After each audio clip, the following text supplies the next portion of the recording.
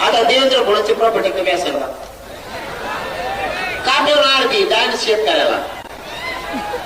अजित पवारची कमी का? अजित पवार टिकले काढी लागली का? किती कापी हो?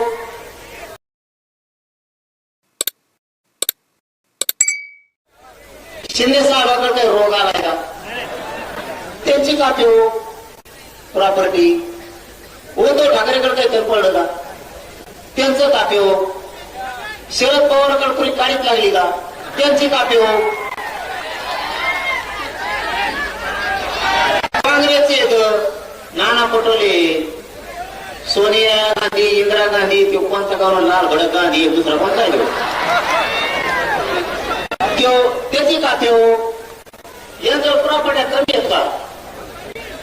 हा ती आंबाडी त्याचं तेल मी बंद करा ना.